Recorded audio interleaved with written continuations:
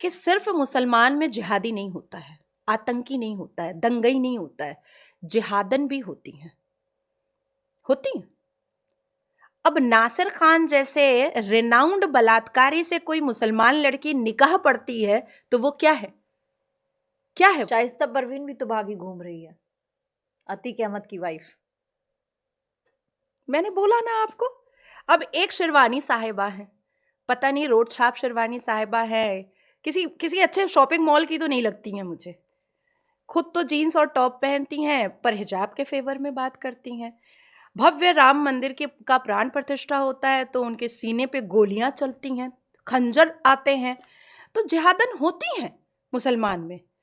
तो ऐसे ऐसे जिहादन से भी हमें बच करके रहना है, संभल के रहना है। आम जो नॉर्मल लड़कियां हैं और हम जैसे लड़कियों की नज़र उन जिहादन पर भी वैसे ही है जैसे अवैसी, मदनी और तौकीर पर है, उनकी एक्टिविटीज पर पूरा है। और 2024 के लोकसभा इलेक्शन के बाद ऐसी ऐसी जिहादी और जिहादनों के लिए मैं भी एक अपील करना चाह रही हूं international, the honourable supreme court of India से लेकर के इंटरनेशनल कोर्ट तक में, कि जिस जिस जिहादी और जिहादनों को हमारे भारत में बहुत तकलीफ हो रही है, वो डरे हुए हैं, काइंडली आप कोई भी देश, मुसलमान कंट्री आप चूज कर लें और चले जाए। इवन मैंने कल कहा है पाकिस्तानी चैनल पर कि आप लोग क्यों नहीं ला रहे हैं सिटीजनशिप अमेंडमेंट एक्ट बिल और एक गैजेट इशू कीजिए, हमारे भारत के गृह मंत्री जी को भेजिए कि गृह मंत्री जी आपके यहाँ जो माइनॉरिटी है सबको भेज दो। आपके यहाँ वो माइनॉरिटी जो सिसक रहा है, जो चीख रहा है, जो कह रहा है कि वो बहुत डरा हुआ है, उसको भेज दिया जाए। और अवेसी सबसे ज्यादा चीखता है, और अवेसी का चरित्र और अवेसी का पिछला हिस्ट्री कौन नहीं जानता है भाई? उसका बाप दादा राजोकार के फौज बनाया था, जो भारत के विरोध में लड़ा था और पाकिस्तान के पक्ष में लड़ा था। और अवेसी कौन है? वही राजोकार के फौज का आखिरी सिपा सालार है। आखिरी है, आपने डिक्लेयर कर दिया। हाँ, इसके बाद कोई चांस नहीं, होने नहीं देंगे जी। ये आप लव जिहाद की बात कर रही हैं, लव जिहाद, लैंड जिहाद, फूड जिहाद, ये इसके पीछे क्या कॉन्सेप्ट है? क्योंकि हम मतलब मैं सोशल मीडिया पे बहुत सी चीज़ें हम देखते हैं, कुछ चीज़ें याद भी रहती हैं, कुछ चीज़ें होती हैं कि मतलब आपके अब खाने के अंदर थूका जा रहा है। मतलब आप मेंटालिटी देख रहे हो किस लेवल पर आप जा करके कितने नीचे गिर के सोचते हो जो आप खाने में थूक रहे हो, जो आपको दूसरों को सर्व करना है। हमारे यहाँ तो मतलब सनातन की जो आप बात करती हैं, पहले खिलाया जाता है, पवित्रता का ध्यान रखा जाता है, मेहमानों का ध्यान रखा जाता है, और अगर कोई ग्राहक आता है उसे भगवान स्वरूप माना जाता है।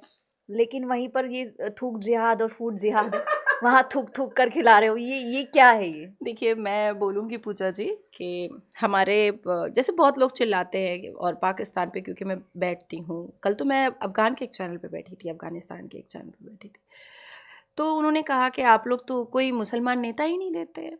मैंने कहा एकदम झूठ बात है भाई। भारत में 1947 से 1977 तक में 5 मुसलमान एडुकेशन मिनिस्टर थे।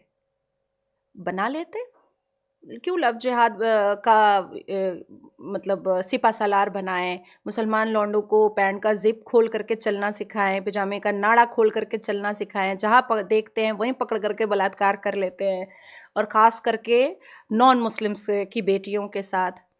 तो ये जो 5 मुसलमान मंत्री नेहरू जी ने, इंदिरा गांधी जी ने जो बनाया एडुकेशन मंत्री, इन्होंने मुसलमान लौंडों को कभी भी शिक्षा की तरफ राग़िब नहीं किया, क्योंकि इन 5 मुसलमान आतंकी मुसलमान मंत्रियों का काम था all India Muslim personal law board बनाएंगे संविधान होते हुए, वक्फ बोर्ड बनाएंगे, लैंड माफिया वो भी संविधान होते हुए, हलाल सर्टिफिकेशन बनाएंगे संविधान होते हुए।